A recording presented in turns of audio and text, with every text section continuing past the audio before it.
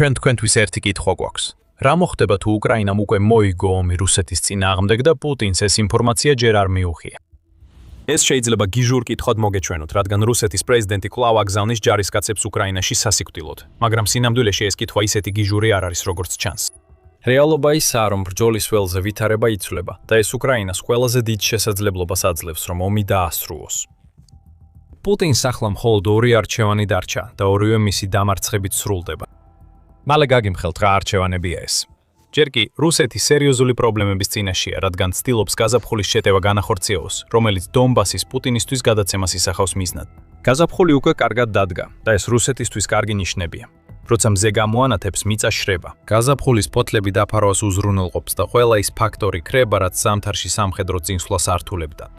ვლადიმირ პუტინის გეგმა, როგორც ეს ბოლო წლების განმავლობაში იყო, გაზაფხულის შეტევა იყო, რომელიც ზაფხულსა და შემოდგომაში გადაიზრდებოდა და მიზნად უკრაინის დონბასის თავდაცვის საბოლოოდ ჩამოშლას ისახავდა. და თუ რუსეთი შეძლებდა ხერსონისა და ზაპოროჟიეს ოლქებში უფრო ღრმად შეღწევას, შესაძლოა ზაპოროჟიეს ქალაქამდეც კი მისვლას. ეს კიდევ უკეთესი იქნებოდა. ვლადიმირ პუტინის პრობლემები იმით დაიწყო, რომ ადაპტირება ვერ შეძლო. ზუსტად იგივე დამღლელი შეტევა, რასაც უკვე 4 წელზე მეტია ვხედავთ. ერთადერთი რამ არის, რაც ვლადიმირ პუტინს აქვს სათადარიგოდ. გაზაფხულის შეტევამ სწორედ ამ მოუქნელობის გამო იზარალა. ჩვენ ძალიან ადრე მივიღეთ მინიშნებები, რომ ეს გაზაფხული რუსეთის სასარგებლოდ არ წარიმართებოდა. რუსეთის განახლებული შეტევის პირველივე კვირაში დაახლოებით 10,000 მსხვერპლი იყო, როგორც national interest-ი უწყება. ეს მოიცავს რეკორდულ დრესაც, 17 მარტს, როდესაც რუსეთმა 1700 ჯარისკაცი დაკარგა, რაც 2026 წლისთვის ყველაზე მაღალი მაჩვენებელია ამ დრომდე. ამ წარუმატებელი დასაწყისიდან რამდენიმე თვის შემდეგ შეგვიძლია ოფიციალურად ვთქვათ, რომ გაზაფხულის შეტევა ეპიკური მასშტაბის ჩავარდნაა, რაც პუტინს სულ უფრო აკენებს იმ ორ არჩევანთან, რომელთაგან ორივე ნიშნავს, რომ რუსეთი წააგებს ომს, რომელიც თავად დაიწყო. დონბასის დაცემა ახლა არ არის უფრო ახლოს, ვიდრე გაზაფხულის დასაწყისში იყო. რუსეთის ძალები უბრალოდ ეჯახებიან დონეცკის გამაგრებულ სარტყელს, თუ საერთოდ შეძლებენ მის მიღწევას და იღუპებიან მანამდე, სანამ რაიმე მნიშვნელოვან პროგრესს მიაღწევენ. რუსეთის 9 მაისის გამარჯვების დღის პარადის სამწუხარო სანახაობამ კიდევ ერთხელ ჩაადასტურა ერთხელ ეს აზრი, როცა პუტინი მოწკენილი სახით უყურებდა მოსკოვში მის წინაშე თითქმის არაფერს. რაც რუსეთის სამხედრო ძალის დემონსტრირება უნდა ყოფილიყო, გადაიქცა პუტინის სისუსტის სამწუხარო გამოვლინებად, რადგან რუსეთმა სამხედრო ტექნიკა არ გამოაჩინა უკრაინული დარტყმის შიშის გამო. პარადი მხოლოდ რუსეთის მარცხის მონუმენტად იქცა. და ადგილზე ჩვენ ვხედავთ ხელშესახებ მტკიცებულებებს, რომ გაზაფხული სულაც არ მიმდინარეობს ისე, როგორც პუტინს ეგონა. რუსეთის წინსვლის ტემპი ნელია, რბილად რომ ვთქვათ. საუკეთესო შემთხვევაში, როგორც ღია წყაროების სადაზვერვო ჯგუფი Deep State იუწყება, რუსეთმა ამ გაზაფხულზე მოახერხა უკრაინის 672 კვადრატული კილომეტრის ტერიტორიის დაკავება. ეს ბევრად ნაკლებია, ვიდრე ისედაც მწირი 827 კვადრატული კილომეტრი, რომელიც იგივე პერიოდში 2025 წელს იქნა დაკავებული. კიევი. დამოუკიდებელი წყაროების ცნობით. და ეს არის მაქსიმუმი, რაც რუსეთს შეუძლია მიაღწიოს. სხვა ანგარიშები ხაზს უსვამს იმას, რომ რუსეთი პოზიციებს კარგავს მაშინაც კი, როცა წინ მიიწევს. ომის შესწავლის ინსტიტუტის მაისის ანალიზი აჩვენებს, რომ აპრილში რუსეთმა უკრაინის ტერიტორიაზე პირველად დააფიქსირა წმინდა ტერიტორიული დანაკარგი. მას შემდეგ, რაც უკრაინამ 2024 წელს კურსკში საპასუხო შეჭრა დაიწყო. აპრილის ბოლოსთვის უკრაინამ 120 კვადრატული კილომეტრით მეტი ტერიტორია დაიკავა, რაც ისეთი სიტუაციაა, რომელსაც პუტინი ვერასდროს წარმოიდგენდა იმ გაზაფხულზე, რომელიც მისთვის ბრწყინვალედ უნდა ყოფილიყო. უკრაინის კონტრშეტევებმა სამხრეთსა და სამხრეთ-აღმოსავლეთში რუსეთს სერიოზული ზიანი მიატენა და ეს არის ერთ-ერთი მთავარი მიზეზი, რატომაც უკრაინა წინ მიიწევს მაშინ, როცა რუსეთი წინ უნდა მიიწევდეს. ამ კონტრშეტევებმა პუტინის გეგმები ზაპოროჟიეს რეგიონში თავდატირა დააკენა. რუსეთის შეტევა სლოვიანსკისა და დონეცკის მიმართულებით ჩიხში შევიდა და პირველი ციხესიმაგრე ქალაქი, რომელსაც რუსეთი მიუახლოვდა, კოსტიანტინივკა, თავის საქმეს აკეთებს, რადგან პუტინის მარიონეტები მასიურად იღუპებიან თითოეული ქუჩისთვის, რომელსაც ახერხენ აიღონ. პუტინი იძულებულია სულ უფრო ახლოს მივიდეს იმ ორი არჩევანიდან ერთ-ერთის გაკეთებამდე, რომლის გაკეთებაც მას აქამდე არასდროს დასჭიროებია. მაგრამ ამ ნელი ტერიტორიული წინსვლის უკან ორი უფრო დიდი პრობლემა დგას, რომლებმაც ეს არჩევანი გარდაუვალად გახადეს. უკრაინის მზარდი ტექნოლოგიური უპირატესობა და ის მასშტაბური დანაკარგები, რასაც რუსეთის სამხედრო ძალა განიცდის. დავიწყებთ დანაკარგებით. ბოლო რამდენიმე თვეში ისინი ძალიან ბევრი იყო. ის მასშტაბური დანაკარგები, რომელიც რუსეთს ეგონა რომ გაუძლებდა და ფიქრობდა, რომ მხოლოდ რაოდენობით შეძლებდა უკრაინის დამარცხებას, ახლა უკვე სერიოზულად აწვება პუტინის ძალებს. უკრაინის დრონებით სავსე სასიკვდილო ზონები ეფექტურად მუშაობს და მათ უზარმაზარი გავლენა მოახდინეს 2026 წლის გაზაფხულის შეტევაზე. FPV დრონების დახმარებით უკრაინა შეძლებს დაარტყას ნებისმიერ მოძრავ ობიექტს ფრონტის ხის ხაზიდან რამდენიმე კილომეტრის რადიუსში, თანაც იმ ფასად, რაც დაახლოებით 10%-ს შეადგენს იმ თანხისა, რაც საჭიროა ერთი საარტილერიო ჭურვის გასროლისთვის სტატიკურ პოზიციაზე. უკრაინის ომში სრული გარდატეხა მოხდა და გაიგებთ, რატომ არის ეს ასე მნიშვნელოვანი თუ ჩვენთან ერთად დარჩებით. ამ ეტაპზე კი შედეგებია ყველაზე მნიშვნელოვანი. რამდენიმე გამოცემა, მათ შორის Kyiv Independent და Politico, იუწყებიან, რომ დრონები ახლა უკვე ბრძოლის ველზე მსხვერპლების 80%-მდე არიან პასუხისგებელნი. ზოგიერთი კი თვლის, რომ ეს მაჩვენებელი კიდევ უფრო მაღალია. ანგარიში, რომელიც მარტში რუსეთის რეკორდულ დანაკარგებს ასახავდა, ალ-ჯაზირამ განაცხადა, რომ უკრაინის მტკიცებით დადასტურებული 35341 რუსი მსხვერპლიდან 96% დრონების მიერ იყო დაფიქსირებული. დანარჩენი კი მსუბუქი იარაღის, ცეცხლისა და артиლერიის შედეგად იყო გამოწვეული. ამას დავუმატეთ ის ზიანი, რომელსაც დრონები რუსეთის სამხედრო ტექნიკას აყენებენ, რადგან ათასობით ტანკი, ჯავშანმანქანა და საჰაერო თავდაცვის სისტემა განადგურდა და მივიღებთ სიტუაციას, რომელსაც პუტინი იძულებულია შეეგუოს. ყოველი გასული წელი რუსეთის შეტევას ასუსტებს და უკრაინის თავდაცვას აძლიერებს. თუ მარტის მასიური დანაკარგების მაჩვენებელს დაუბრუნდებით, ეს პუტინის ძალებისთვის ერთჯერადი შემთხვევა ნამდვილად არ ყოფილა. უკრაინამ იგივე გაიმეორა აპრილშიც, როდესაც ქვეყნის თავდაცვის სამინისტრომ განაცხადა, რომ მხოლოდ ამ თვეში 35203 რუსი იყო მოკლული ან დაჭრილი. გაითვალისწინეთ, რომ აპრილი მარტზე ერთი დრით ნაკლებია, ასე რომ პრაქტიკულად გარანტირებულია, რომ უკრაინა დამატებით 150-მდე დანაკარგს მიაღწევდა და მარტის მაჩვენებელს გაუთანაბრდებოდა, თუ კი ეს დამატებითი დღე იქნებოდა. გამოიკვეთა გარკვეული ტენდენცია და ეს პუტინისთვის კარგი არ არის. ყოველ თვე უფრო მეტი რუსი ჯარისკაცი იღუპება ან იღებს ჭრილობას ვიდრე ოდესმე და ეს დანაკარგების მაჩვენებლები ფიქსირდება გაზაფხულის შეტევის დროს, რომელიც თითქოს რუსეთს უზარმაზარ ტერიტორიებს უნდა აძლევდეს. და სიტუაცია კიდევ უფრო მძიმდება დაღუპულ 35000-ზე მეტი ჯარისკაციდან, რომელსაც რუსეთი ყოველდღე კარგავს, უმეტესობა აღარ ბრუნდება. ამის შესახებ უკრაინის პრეზიდენტმა ვოლოდიმირ ზელენსკიმ განაცხადა 10 მარტს, როცა თქვა, რომ რუსეთის დაღუპულთა და დაჭრილთა თანაჭრელთა თანაფარდობა ძალიან ძლიერად არის გადახრილი დაღუპულთა სასარგებლოდ. ზელენსკიმ აღნიშნა, რომ საერთო დანაკარგების 100%-დან 62% დაღუპულია, ხოლო 38% დაჭრილი, რაც საშიშად ახლოსაა 2:1-ზე თანაფარდობასთან სიკვდილის სასარგებლოდ. და გახსოვდეთ, ყველა დაჭრილი ვერ ბრუნდება უკან. თუ რუს ჯარისკაცს ფეხს აუფეთქებენ, ის წინა ხაზზე დიდად ვეღარ გამოადგებათ. ასე რომ დიდი ალბათობით რუსეთის დანაკარგების 2/3-ზე მეტი და შესაძლოა 3/4-ს მიუახლოვდეს, იმ ჯარისკაცებს მიეკუთვნება, რომლებიც აღარასოდეს დაბრუნდებიან წინა ხაზზე. რამდენიც არ უნდა ეცადოს რუსეთი ამის დამალვას, პუტინის არმიაში ჯარისკაცებს უფრო ხშირად დაკარგულად აცხადებენ, ვიდრე გარდაცვლილად. მაშინაც კი, როცა რუსული დამოუკიდებელი მედია სიკვდილის მასშტაბებს ამხელს. 9 მაისის ანგარიში რუსეთის მედუზამ და მედიაზონამ ერთად გამოავლინეს, რომ უკრაინის ომის დაწყებიდან 352,000 რუსი მამაკაცი 18-დან 59 წლამდე ასაკის დაიღუპა. ეს გარდაცვალების შემთხვევები დადასტურებულია რუსეთის მემკვიდრეობის რეესტრის შემოწმებით, ასევე ისეთი ორგანიზაციების მიერ შედგენილი გადამოწმებული გარდაცვალების მონაცემთა ბაზების შესწავლით, როგორიცაა BBC რუსეთი. გარდაცვლილთა რეალური რაოდენობა სავარაუდოდ ამაზე ბევრად მეტია და საქმე კიდევ უფრო მძიმდება. რუსული რეკრუტირება თითქმის ვეღარ ასწრებს იმ მასშტაბს, რამდენსაც პუტინი უკრაინის ომის ხორცსაგებში აგდებს. მაისის 4-ს United 24-ის მედიამ გაავრცელა ინფორმაცია, რომ აპრილი იყო მეხუთე ზედიზედ თვე, როცა რუსეთმა ვერ შეძლო საკმარისი არმიის მოხალისეების რეკრუტირება, რათა უკრაინაში განცდილი დანაკარგები შეევსო. ეს ნიშნავს, რომ რუსეთის არმია უკვე 5 თვეა თანდათან მცირდება, რაც ასევე მიანიშნებს იმ ორ საშინელ არჩევანზე, რომელთაგან ერთ-ერთის გაკეთება პუტინს მოუწევს.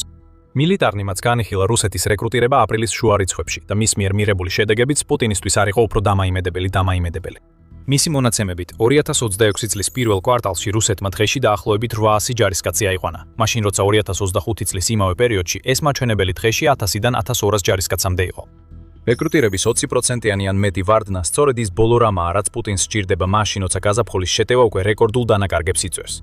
და უკრაინა მხოლოდ გააუარესებს ამ ყველა პრობლემას რუსეთისთვის. როგორ? მეორე მთავარი პრობლემა, რომელიც ადრე ვახსენეთ, ისაა, რომ უკრაინა ეტყობა უკვე მიღწეულს და ზრდის ტექნოლოგიურ ომში უპირატესობას რუსეთის წინააღმდეგ. მაგრამ სანამ ამაზე უფრო დეტალურად ვისაუბრებთ, ეს არის მილიტარი შოუ და კიდევ ბევრია მსგავსი მასალა. თუ ამ არხიდან ახალ ინფორმაციას იღებთ, აუცილებლად გამოიწერეთ, რომ ნახოთ ჩვენი სხვა ვიდეოებიც.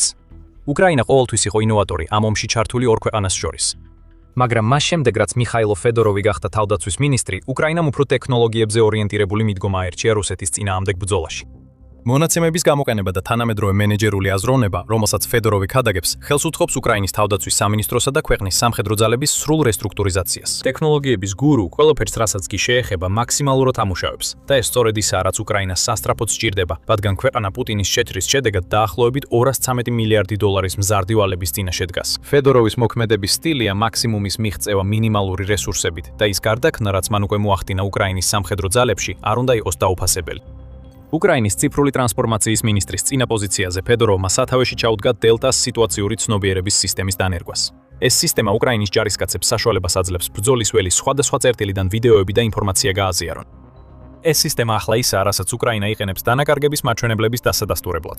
რუსეთის წინააღმდეგ განხორციელებული ყოველი FPV დრონის სტარტმა იწერება, ითვირთება და ითვლება, რათა უკრაინას სუსტად ჰქონდეს წარმოდგენა იმ ზიანზე, რომელსაც ბრძოლის ველზე ატენებს. ფიოდოროვი ასევე განიხილება როგორც მნიშვნელოვანი საპირწონე ოლექსანდრ სირსკისა, რომელსაც Kiev Independent-ის შეიარაღებული ძალების საბჭოთა აზროვნების მთავარ სარდალს უწოდებს. ერთად ისინი მუშაობენ იმისთვის, რომ უკრაინის სამხედრო ძალებს მიაწოდონ როგორც ძველი, ისე ახალი საუკეთესო გამოცდილება. შედეგები ყველასთვის ნათლად ჩანს იმ ტექნოლოგიური უპირატესობით, რომელიც უკრაინამ განავითარა.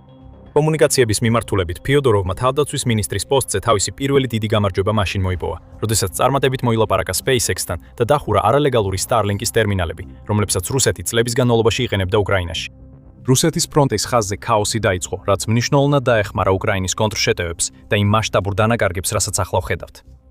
გარდა ამისა, როგორც United 24 Media-მ 10 მაისს გაავრცელა, Starlink-ის დაკარგვას აშკარა გავლენა ჰქონდა რუსეთის დრონების სტრატეგიაზე.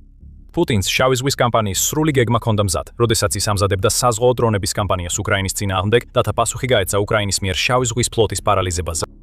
პროტოტიპები უკვე დამზადებული იყო 2025 წლის შუა პერიოდში და 2026 წელი უნდა ყოფილიყო ის წელი, როდესაც რუსეთი თავის საზღვაო დრონებს მასობრივად გამოიყენებდა.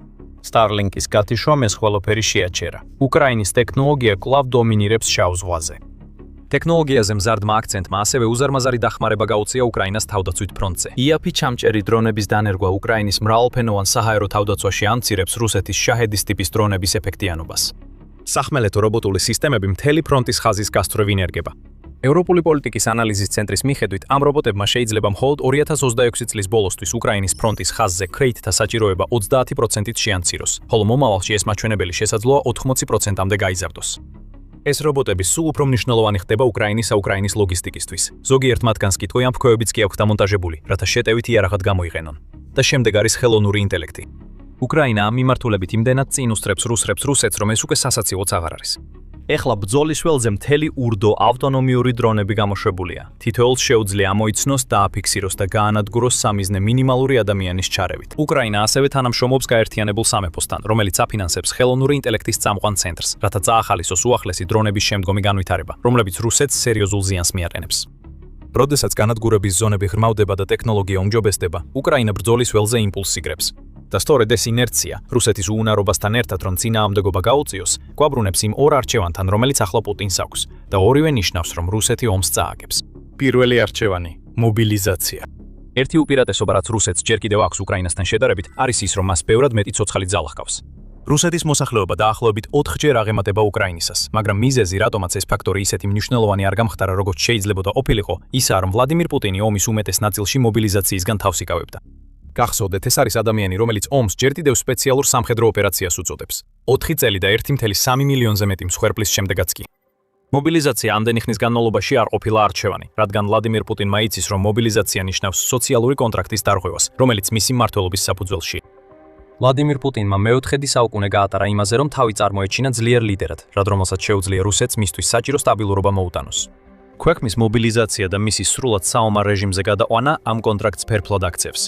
ეს ნიშნავს, რომ ვლადიმირ პუტინი რუს ხალხს ეუბნება, რომ ის ცდებოდა და რომ რუსეთს არ შეუძლია უკრაინაზე გამარჯვება იმ უზარმაზარი რესურსებითაც კი, რაც უკვე დახარჯა. მეტი სჭირდება და სწორედ აქ იჩენს თავს მარცხი. როგორც ომის კვლევის ინსტიტუტი, ანუ ISW აღნიშნავს, ვლადიმირ პუტინი შიშობს იმ საზოგადოებრივი უკმაყოფილების, რასაც სრული მობილიზაცია მის რეჟიმს მოუტანს. ISW-ის თქმით, ეს უკმაყოფილება შეიძლება უფრო მძაფრი იყოს, ვიდრე ის, რაც ყოფილმა საბჭოთა კავშირმა ავღანეთში წარუმატებელი შეჭრის შემდეგ გადაიტანა. ამ 10-წლოვანმა კონფლიქტმა რუსეთს დაახლოებით 15,000 დანაკარგი დაუჯდა. პუტინის კამპანია უკრაინაში ამ რაოდენობას ნახევარ თვეზე ნაკლებ დროში აღწევს, რაც ერთ-ერთი მთავარი მიზეზია, რატომაც მობილიზაცია სულ უფრო მეტად ხდება საჭირო. პუტინი ყველაფერს აკეთებს, რომ მობილიზაცია თავიდან აიცილოს, რადგან ეს მას ძველი цаრების რიგში დააყენებს, რომლებმაც 110,000 რუსი ომებში სიკვდილს გადააყოლეს. არაფერს ვამბობ იმაზე, რომ პუტინმა ეს უკვე გააკეთა. ყველაფერი ნარატივზეა დამოკიდებული რუსეთის ლიდერისთვის და მობილიზაცია იმას ნიშნავს, რომ პუტინი აღიარებს სპეციალური სამხედრო ოპერაცია იმ ომად გადაიქცა, რადგან როგორც თავის ხალხს დიდი ხანი აპირდებოდა, არასდროს გადაიქცეოდა. რევოლუცია შეიძლება არ მოხდეს რუსეთის მობილიზაციის შემდეგ დაუყოვნებლივ, მაგრამ პუტინი მაინც წააგებს, რადგან მან საბოლოოდ დაანგრია თავისი ძალაუფლების მკრიფე საფუძველი წვედ. თუ რუსეთი მობილიზაციას გამოაცხადებს უკრაინასთან გასამკლავებლად, პუტინმა შეიძლება საბოლოოდ საკუთარი თავის დაღუპვის საფუძველი შექმნას, რადგან ხალხი და რუსეთის ელიტა დაიწყებენ იმის ძიებას, თუ როგორ დაასრულონ მისი მმართველობა. მეორე ვარიანტიც არსებობს: ომის დასრულება მთლიანად სამშვიდობო შეთანხმების გზით. პუტინი მიანიშნებს, რომ სწორედ ამას აპირებს რუსეთის სამარცხვინო გამარჯვების დღის აღნიშვნის შემდეგ. პუტინმა იდუმალი განცხადება გააკეთა, რომ მას ჯერა ეს საკითხი დასასრულს უახლოვდება, როცა უკრაინის ომზე საუბრობდა. მან ასევე ისაუბრა თავისი მზადყოფნის შესახებ სამშვიდობო მოლაპარაკებებისთვის. და მიუხედავად იმისა, რომ მან ამ ყველაფერს რუსული პროპაგანდის ჩვეულებრივი სისულელებით დაულევებით დაურთო, უკრაინის არათანამშრომლობისა და დასავლეთის რუსეთის წინააღმდეგ მოქმედების შესახებ, თავად ის ფაქტი, რომ მან ღიად ისაუბრა მშვიდობაზე და კონფლიქტის დასრულებაზე იმ დღეს, რომელიც რუსეთის სამხედრო ძლიერების სიმბოლოდ ითვლება, ბევრს ნიშნავს. პუტინი გამოსავალს ეძებს. და ამ ორ ვარიანტს შორის ეს ისაა, რომელსაც უკრაინა ამჯობინებს. რადგან მობილიზაცია ნიშნავს, რომ პუტინი დამარცხდება, მაგრამ რუსეთს შეუძლია კიდევ 100,000 კაცი გააგზავნოს უკრაინაში. მშვიდობა ნიშნავს, რომ უკრაინა თავიდან აიცილებს მეტ ზიანს, ხოლო პუტინი თავის დაპირებას უკრაინის დაპყრობის შესახებ დაარღვევს და არა იმ სოციალურ კონტრაქტს, რომელიც მას რუს ხალხთან აქვს. პუტინის პრობლემა აქ ისაა, რომ უკრაინა არ დათანხმდება მშვიდობას იმ პირობებით, რაც პუტინს სურს. დონბასი რუსეთს არ გადაეცემა. ამის ნაცვლად უკრაინა მოითხოვს, რომ რუსეთმა შეწყვიტოს უკრაინის ტერიტორიის დაპყრობის მოთხოვნები და სურს შეინარჩუნოს ის არმია, რომელიც შექმნა და რომელიც მსოფლიოში ერთ-ერთ ყველაზე ეფექტურ საბრძოლო ძალად იქცა. ერთი მიზეზი, რომელიც პუტინმა უკრაინაში შეჭრისთვის დაასახელა, იყო ის, რომ მას სურდა შეეჩერებინა ქვეყნის გაძლიერება. მეორე ვარიანტის არჩევა ნიშნავს, რომ ის არა მხოლოდ ვერ აღწევს ამ მიზანს, არამედ მოუწევს აღიაროს ის ფაქტი, რომ მან შექმნა ისეთი უკრაინა, რომელიც უფრო ძლიერია, ვიდრე თვითონაც კი წარმოიდგენდა. არსებობენ ადამიანები, შესაძლოა თავად პუტინიც, რომლებიც ფიქრობენ, რომ რუსეთს მშვიდობის მიღება შეუძლებელია იმ პირობებით, რომლებიც უკრაინის თუნდაც ნაწილს არ გადასცემს რუსეთს. თუ 4 წლიანი ბრძოლის შემდეგ არც ერთი ტერიტორია არ იქნება მიტაცებული, პუტინი იქნება ის ადამიანი, ვინც პასუხისმგებელია მთელი თაობის რუსი მამაკაცების ამაო ხოცვა-ჟლეტაზე. მაგრამ აი აქ პუტინი აღმოჩნდება სიტუაციაში, სადაც გამარჯვება შეუძლებელია. თავისი შეჭრის გასაგრძელებლად მას მობილიზაცია სჭირდება, განსაკუთრებით მაშინ, როცა უკრაინის მიერ მოკულთა რაოდენობა იზრდება და რუსეთში რეკრუტირება ფერხდება. ეს პუტინისთვის მარცხია. თუ მობილიზაცია არ არის ვარიანტი, მაშინ უნდა იყოს მშვიდობა და არა პუტინის პირობებით. ყველაფერი დანარჩენი ნიშნავს სულ უფრო დასუსტებული ძალების გაგზავნას უკრაინის თავდაცვაზე, რომელიც უფრო მეტ რუსს კლავს, ვიდრე ოდესმე და ტექნოლოგიურად აღემატება რუსეთის არმიას. ეს არის ორი არჩევანი, რომელიც პუტინის წინ დგას. მას ბევრი დრო არ აქვს გადაწყვეტილების მისაღებად. ამ ვიდეოში არ გვისაუბრია იმ სრულ ეკონომიკურ ქაოსზე, რომელიც პუტინის შეჭრამ რუსეთში გამოიწვია და იმ ზეწოლაზე, რომელსაც ეს მასზე ახდენს. მაგრამ არ ინერვიულოთ, ჩვენ გვაქვს ვიდეო, რომელიც ყველაფერს ხსნის. ნახეთ ეს ვიდეო თუ გსურთ მეტი გაიგოთ რუსული ეკონომიკის დროის ბომბის შესახებ და რატომ იწვევს ეს პუტინის პანიკას. თუ ეს ვიდეო მოგეწონათ, არ დაგავიწყდეთ გამოიწეროთ The Military Show, რომ ნახოთ მეტი ჩვენი ანალიზი პუტინის მმართველობის ფარულ მხარეზე და მის მრავალ მარცხზე უკრაინაში. მადლობა ყურებისთვის.